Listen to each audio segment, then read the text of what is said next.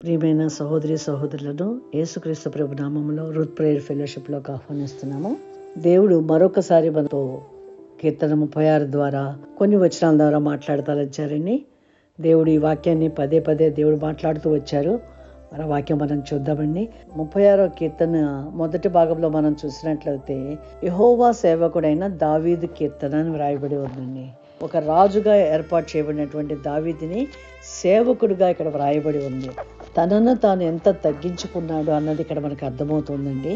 మరి 6వ వచనంలో చెప్తున్నారు కదా, దావీదు, నీ నీతి దేవుని పర్వతములతో సమానము, నీ న్యాయ విధులు మహాగాధములు, యెహోవా నరులను జంతువులను రక్షించువాడవు నీవే. దైవజనులు ఏమని చెప్తున్నారంటే, ఈ వాకీర్తన రాసిన పరిస్థితి సౌలు అతన్ని మరి చంపటానికి వెంటబడినప్పుడు ఇప్పుడు అడవులంపట పరిగెడుతూ ఉండగా తన ప్రాణమును రక్షించుకోవడానికి పరుగులు పెడుతున్న సమయంలో రాసినట్టుగా చెప్పబడుతోందండి. లేదా అబ్షాలోము దావీదు యొక్క రాజ్యమును ఆక్రమించుకున్నప్పుడు తన కుటుంబంతో తన సేవకులతో పారిపోతూ ఉన్న సమయంలో రాసి ఉండవచ్చని దైవజనుల చేత చెప్పబడుతోంది. కానీ అలాంటి పరిస్థితిలో కూడా దేవుని నీతిని చెప్తున్నాడండి దావీదు మహారాజు. ఏమంటున్నారంటే, ఆయన నీతట దేవుని పర్వతములతో సమానము. దేవుని పర్వతము సియోను పర్వతం ఎంతో ఉన్నతమైందండి. అనగా పర్వతములన్నిట్లో అది ఎత్తైనదిగా ఆయన యొక్క సింహాసనముగా అది ఉంది అని అనేక కీర్తనల్లోనూ వివరించబడింది.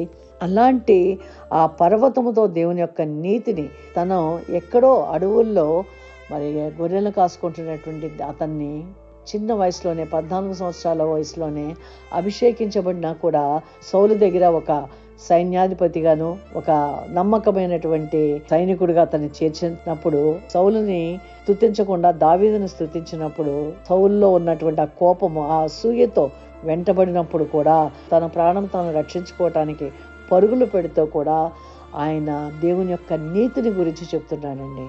అతను దేవుని ఎంత ప్రేమించాడు, ఎంత తనను తాను తగ్గించుకున్నాడు అనేది ఇక్కడ అర్థమవుతూ ఉంటుందండి. మరి అంతేకాదు, కానీ తన పాపంలో అబ్షాలోము విషయంలో మనం చూసినప్పుడైతే మరి బత్షెబతో పాపంలో పడిపోయినప్పుడు నాతాను ప్రవక్త వచ్చి తన యొక్క స్థితిని మరి వివరిస్తారు. దేవుడు ఎలాంటి శిక్ష వేయబోతున్నారు అన్నది 2 సమూయేలు 12వ అధ్యాయంలో వివరించబడిందండి. మీరు అది చదవండి. దేవుని యొక్క మాటలు ఏమిటో అక్కడ అర్థమవుతాయి. అందుకనే అబ్షాలోము అతని యొక్క రాజ్యాన్ని ఆక్రమించుకున్నప్పుడు తన హృదయంలో ఉన్న ఆ తప్పుని ఆ పశ్చాత్తాపడుతూ 51వ కీర్తనలో శుద్ధ హృదయంలో నాకివ్వని ప్రార్థించినా కూడా దేవుడు చెప్పినది చెప్పినట్టుగా తనకి ఎలాంటి పాపమునకు శిక్ష ఏమని విధించారో దాన్ని నేను అనుభవిస్తున్నానని తప్పక ఆయన తిరిగి మరల తనను రాజుగా చేస్తారని అతను ఎరిగి ఉండి ఈ మాటలు చెప్తున్నట్టుగా ఇక్కడ అర్థమవుతుందండి. మరొకసారి ఆ వాక్యాన్ని చూద్దాము. నీ నీతి దేవుని పర్వతములతో సమానము.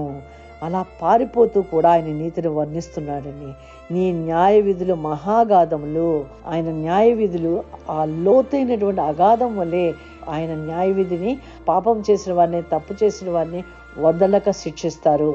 తిరిగి క్షమించి పశ్చాత్తాపడ్డాడు కాబట్టి ఆయన నా హృదయానుసారుడు ఎలా అయితే మరి నూతన నిబంధనలో వ్రాయబడి ఉందో అలాగను ఆయన క్షమించే దేవుడని గ్రహించుకుని ఆ మాట ఇక్కడ వ్రాయబడి ఉందండి. నీ న్యాయ విధులు మహాగాధములు, యెహోవా నరులను జంతువులను కూడా రక్షించువాడవు నీవే. ఆ పరుగులు పెడుతూ రాసినటువంటి మాట అండి. తనతో పాటు ఉన్నవారందరూ కూడా వెళుతున్నప్పుడు నువ్వు రక్షించేవాడు నువ్వు ఒక్కడివే, మమ్మల్ని మరెవ్వరూ రక్షించలేరు అని అక్కడ స్తుతిస్తూ ప్రార్థిస్తున్నాడండి. అలాగే 7వ వచనంలో కూడా, దేవా నీ కృప ఎంతో అమూల్యమైనది, నరులు నీ రెక్కల నీడను ఆశ్రయించుచున్నారు. నిజమే కదండి. తను ఎంతో పరుగులు పెడుతూ అతను ప్రాణభయంతో పరుగు పెడుతూ తన వారిని రక్షించుకోవటానికి అర్హత లేనటువంటి పాపంలో పడిపోయిన నన్ను కూడా నీవు తిరిగి నీ కృప, ఎందుకంటే అర్హత లేని వారిని ఆ కృప ఆవరించి ఉంటుంది కనుక నీ కృప అమూల్యమైనదని చెప్తున్నాడండి. తన పాపమును తన హృదయంలో ఒప్పుకుంటూ ఈ మాటల ద్వారా దేవుని యొక్క ఔన్నత్యాన్ని ఆయన యొక్క సత్య సందత్వాన్ని మరి స్తుతిస్తున్నాడండి. నరులు నీ రెక్కల నీడను ఆశ్రయించుచున్నారు అనగా తన ప్రజలు నీ రెక్కల కిందను మేము ఆశ్రయిస్తున్నాము, మమ్మల్ని కాచి కాపాడమని దేవుణ్ణి ప్రాధేయపడుతూ రాస్తున్నటువంటి మాటలండి. అలాగే 10వ వచనంలో అంటున్నారు కదా, నిన్ను ఎరిగిన వారి ఎడల నీ కృపను, అనగా ఆయన ఏమై ఉన్నారో గ్రహించుకుని ఆయన కృప, ఆయన నీతి, ఆయన యొక్క సత్యసంధత్వం ఏదైతే ఎరిగి ఉన్నారో వారి ఎడల దేవుని యొక్క కృప నిలుస్తుందని స్పష్టంగా అతను ఎరిగి ఉన్నాడు, అతను తెలుసుకున్నాడు, అతను గ్రహించుకుని ఆ మాటలు తిరిగి తిరిగి చెప్తున్నారండి.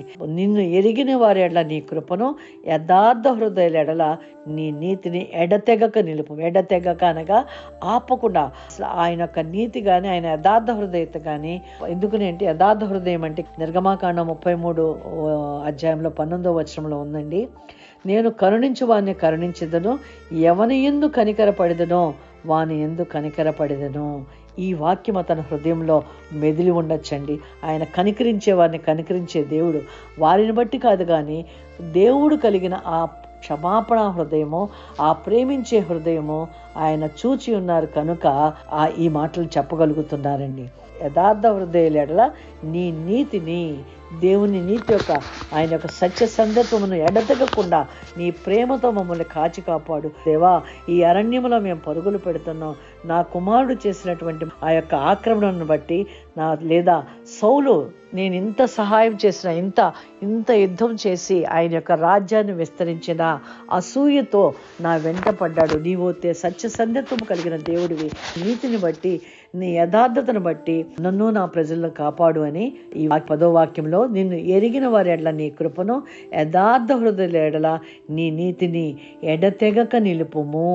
ఎవని యందు కనికరపడదనో వాని యందు కనికరపడదని దేవుడే చెప్తున్నటువంటి ఆ స్పష్టమైన మాట అతను జ్ఞాపకం చేసుకున్నాడండి.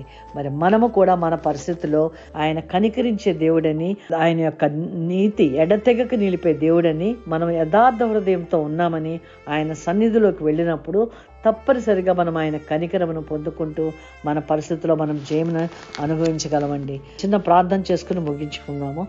సర్వశక్తివంతుడు అయిన దేవా, జీవాధిపతి, మీ కృప, మీ కనికరమును బట్టి మీ సంధానంలోకి వచ్చి ఉన్నాం ప్రభా. మరి ఏదైతే దావీదు ప్రాణమును తండ్రి రక్షించుకోవటానికి పరుగులు పెడుతూ కూడా తండ్రి మీ యొక్క నీతిని, మీ సత్య సందర్భమును, మీ ప్రేమను, మీ అమూల్యమైనటువంటి ఆ కృపను జ్ఞాపకం చేసుకుంటూ స్తుతిస్తున్నట్టుగా మేము ఎదుర్కొనే పరిస్థితుల్లో కృంగిపోకుండా మేము కూడా నిన్ను స్తుతిస్తూ ఆ పరిస్థితుల నుంచి బయటికి రాగలిగే దయామయుడు అని, కనికరము కలిగిన దేవుడు అని, ఎవరిని కనికరించదను అని కనికరించదని చెప్పిన దేవాది దేవుడు అని మేము ధైర్యముగా ఆ పరిస్థితుల్లో ముందుకు వెళ్ళడానికి కావాల్సిన మీ యొక్క కృప మాకు దయచేయమని యేసు నామములో ప్రార్థిస్తున్నాను తండ్రి. ఆమెన్. ఎవరికైనా ప్రార్థనా సహాయం అవసరమైనట్లయితే ఈ క్రింద ఉన్న నెంబర్కి ఫోన్ చేయవలసిందిగా కోరుకుంటున్నామండి.